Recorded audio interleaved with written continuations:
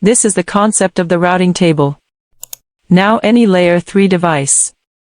It doesn't have to be a router. It can also be a layer 3 switch. Firewall. All okay. The third layer refers to the network layer.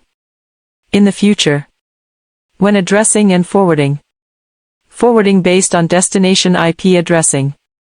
Addressing. We will query the routing table of the device. Data forwarding based on routing. Specific addressing. The specific address forwarding is based on routing. So let's see what the routing table looks like. This is what the routing table looks like on a Cisco device. No need to check every time the routing table is displayed. For this thing, enter show IP route on the device and it will come out. This is one of its commands. Let's take a look at the above part first. These are some code names. You don't have to watch these every time. For example, if you want to see this route, in front of this there is an O. You don't know what this is. Look up. This O stands for OSPF. This C stands for connected. This is one of my direct connections. That is. This thing is a reference table. Just to save some characters of numbers. So no need to watch it every time. Here is the routing table. Then in this table, there are a few important points that need everyone's attention. OSPF we will talk about in NA. Connected we will also talk about. D stands for EGRP. We will also talk about this. L stands for local. S stands for static. These 5 are the ones we will be exposed to at this stage. Let's take a look at the contents of this table. First look at the first line. You don't need to pay special attention to this kind of thing. This is a collection of main class subnets. This 1.0.0.0 represents a subnet. Actually, you don't need to read this line. When we learn data to guide forwarding, don't need to pay attention to this thing. Let's look directly at the next line. This is the real routing entry. Let's parse a routing entry now. Let's look at this one. This is a piece of information in the routing table. I just said. This O stands for OSPF. This data is learned through OSPF. Learned means automatic. We'll get to OSPF in a minute. It is a dynamic routing protocol. Now this position of O. It is used to identify what protocol is used to form the destination network, or how the destination network is formed. It is now formed through the OSPF protocol. Okay. I annotate it. This is O. Then look down at 1.1.1.1. This is the destination network. Now this network and this route go to 1.1.1.1. I will give you a simple example.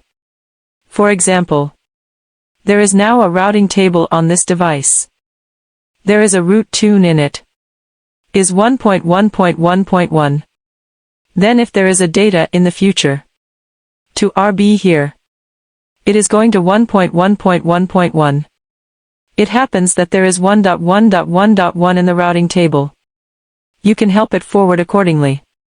If the purpose of RA is to go to 1.1.1.1, but there is no 1.1.1.1 in the routing table, then this data is discarded. So this is called the destination network. Then everyone will notice. It writes 1.1.1.1 here. Its form seems to be different from the network segment. Can you see it? Students? It seems to be different from the network segment. It seems to be going to such an IP address. Everyone will find. This is an exact IP address. It is not an expression of a network segment. Here you will see 12.1.1.0 bar 24. Those with a bar 24 on the back represents a network segment. For what we say now, The bar 24 means it is in the 12.1.1.0 network segment. These are the two forms of routing. That is, classification of routes. In terms of its scope, there are two types of routes that appear in the routing table.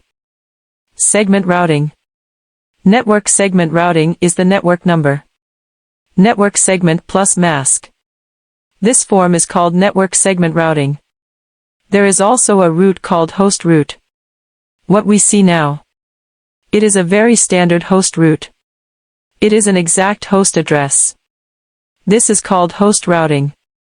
Then this route can only represent one address. And 12.1.1.0 represents the entire network segment. Let me explain the difference. For example, this is a routing table on a router. This is a router. A data is sent to this device. Going to 12.1.1.3. Then please pay attention. It can match this route. Then send it out through the 1.0 interface of the current device. But for 1.1.1.1, it represents an exact IP address. If a piece of data is to be sent to 1.1.1.1, can help forward. If data is to be sent to 1.1.1.2, there is no corresponding route here. Just don't forward. So the network segment covers 12.1.1.0. That is, in fact, all addresses from point 1 to point 254 can be forwarded. This is called segment routing. This is the routing table we're talking about. Some basic concepts of it. This is called the classification of routes. Okay. Let's move on. Here is a 110 to. 110 refers to the administrative distance of the routing protocol. Followed by a 2. It's called routing metric. Routing metrics are also called cost. It has many names. And then there is a via. 12.1.1.1. This is the address of the next hop. Let's take it as an example. For example, now a piece of data has arrived on the RB device. The data is going to be the address of this interface on the destination router. Now query the routing table to find. It has the address to the destination router. So RB will help with data forwarding. Then when forwarding, need to specify the destination IP of the next hop. Because it involves future requests to ARP. That is, after this data is sent out, which interface address should be sent to. This is what we call the next hop. It's just that after this data is sent to the left interface of the router. That is, the left interface of RD. This is called the next hop.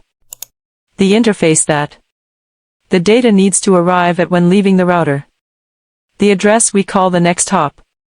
Or the address to be reached.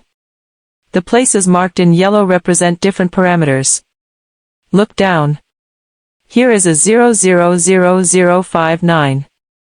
Let me tell you this briefly. You don't have to remember. This refers to the time when the route was learned. It's not important to us at this stage. Further down there is a fast Ethernet. This is the fast Ethernet port. Ethernet is a common 10M interface. Fast Ethernet is a 100M interface. Its bandwidth will be larger. Then in here, F10 is an outgoing interface. That is, now when this data goes out, go out from an interface of the device. This data is sent to the next hop address. Which interface should the device send out to reach the next hop? The number of this interface is the outbound interface, called F10. This is the full picture of the overall routing table. I'll make a supplement to you. There are two ways to form the